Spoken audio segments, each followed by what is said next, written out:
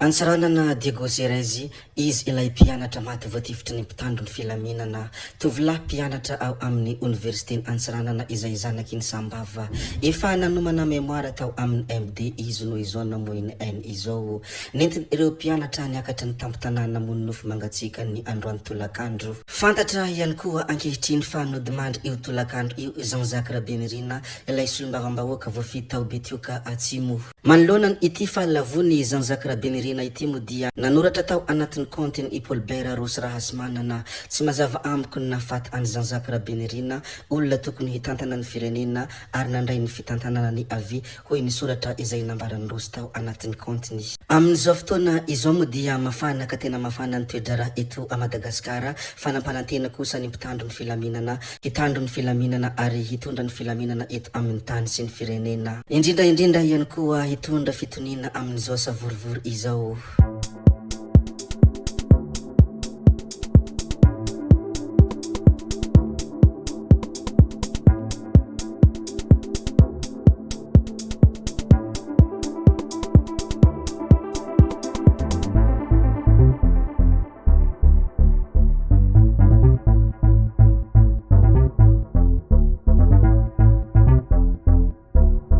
Hifamtona en ankatso ireo mpianatra ao Antananarivo amin'ny alatsinainy 7 septambra ho avy zao raha ny fanambarana nataon'ny fikambanan'ny mpianatra polyteknika Antananarivo tsy ekeny izy ireo ary melohiny ihany koa ny fandatsahanaina ireo mpiara-mianatra amin'izy ireo manerana ny nosy izay mitaky ny rary ny ho an'ny firenena melohiny ireo mpianatra ihany koa ny fandratrana fisamborana ary fandrahonana mpianatra mitaky ampilaminana ny zofototra isitraka jiro sy rano melohiny izy ireo ny fandrobana sy ny fandravana fananana ataony ireo panararotra izay miseho amin'ny endrika rehetra ity anankiray manaraka ity mo dia efa nolazaintsika tetsy ampiandohana fa olazaina misimisy kokoa ihany koa nodimandry ny tolakandro teo ny solombavambahoaka voafity tao Betioka Atsimo Jean-Jacques Rabenirina ilay mpandrindra nasionaly ny prositeny sady mpikambana ao amin'ny antoko asa vita no ifampitsarana ny loza mpifamoivoizana nahazo azy teo andoharany fotsy omaly hariva no nitarika io fahafatesana io raha nitatitra ny loharanombavao izay navoaka ny Real TV avy amin'ny ireo ankaiky azy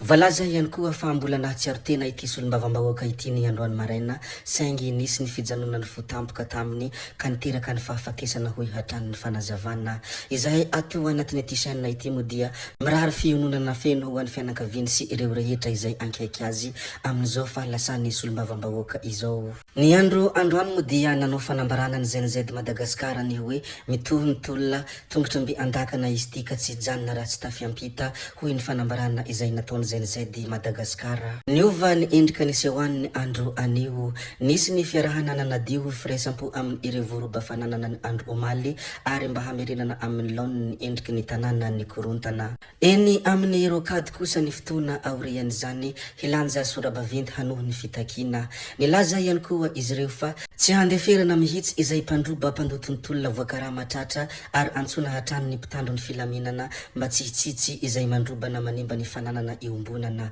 izany moa ny fanambarana izay nambarany ZNZ Madagasikara ny androany ny androany ihany koa mo dia nafana ka tena nafana ny hetsika izay nisy tao Mahajanga nisy ny hetsika ary nisy ihany koa ny fandrobana rehefa nafana moa ny fihetsiketsehana izay nisy tao Mahajanga dia tsy voafehy intsony ny olona tao Mahajanga samy nanao izay tiany natao ny androany antoandro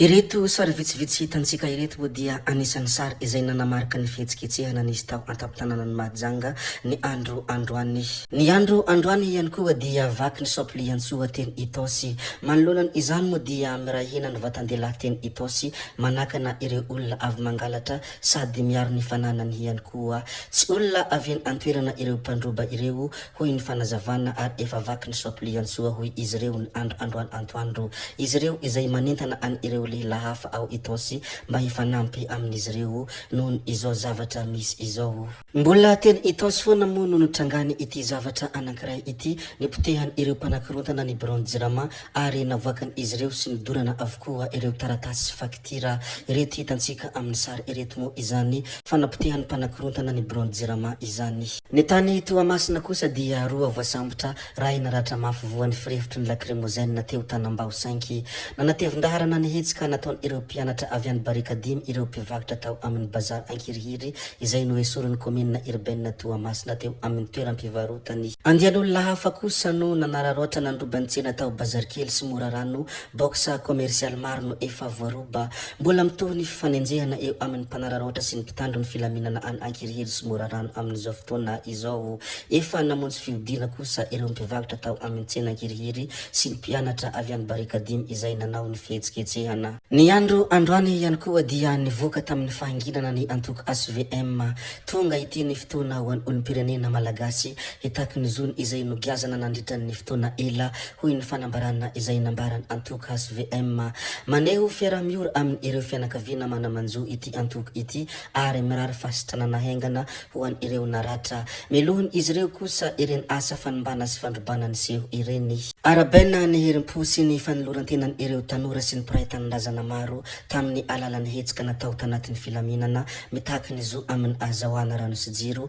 ary manameloka ny fitantanana tsy mahomby sy ny kolokolo. Indrisy nefa na dia efa voadidiny lalam-panorenana aza izany dia nosakanana tamin'ny ireo fepetra ara-panjakana didy prefektiora sy ny sisa ary nosakanana ihany koa tamin'ny alalan'ny hery fampidirana mpitandro ny filaminana fitifirana gazy mahery vaika fitifirana bala firingotra sy ny sisa hoy hatran'ny fanambarana izay nataony ity antoko SVM ity. Ho faramparanansika tanteraka mo ity video anankiray ity fa ny hamaramparanansika azy mo dia averinantsika kely indray ity fanambarana izay nataony mpitandro ny filaminana ity mba ho fantatry ny rehetra miditra ao anatin'ny fepetra manokany ny famerenana ny filaminam-bahoaka ny mpitandro ny filaminana manoloana ny fandrobana sy ny fanimbana fananana manomboka izao. Tsy mitovy amin'ny ireo olona manao fanehoan-kevitra sy fitakina ireo olona manao fandrobana raha ny nambarany mpitandro ny filaminana avy amin'ny emonaty. Manoloana izany dia miditra anatin'ny fepetra manokana atao hoe famerenana ny filaminam-bahoaka na rétablissement de l'ordre public isika hoy ny mpitandro ny filaminana.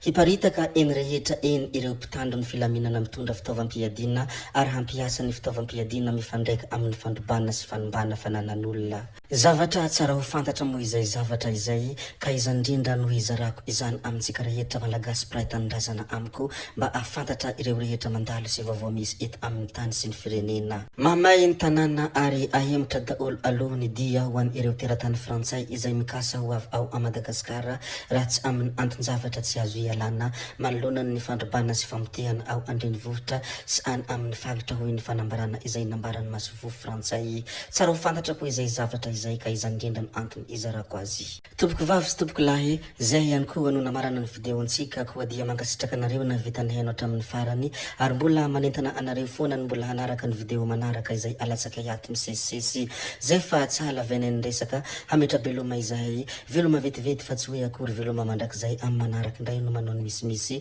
veloma ary tompoko lahy veloma tompoko vavy gaby oye tsao tsao amin'ny manaraka indray io.